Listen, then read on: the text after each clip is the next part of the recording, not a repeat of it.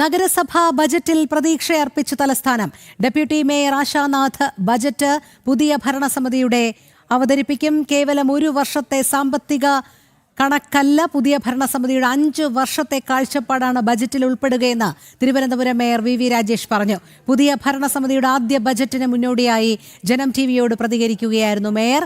സാമ്പത്തികമായി പിന്നോക്കം നിൽക്കുന്നവരെയും അടിസ്ഥാന ജനവിഭാഗങ്ങളെയും മുന്നിൽ കണ്ടുള്ള ബജറ്റാണ്. പ്രധാനമന്ത്രിയുമായി ആശയവിനിമയം നടത്തിയ കാര്യങ്ങൾ ഉൾപ്പെടെ ബജറ്റിൽ പ്രതിഫലിക്കുമെന്നും മേയർ പറഞ്ഞു.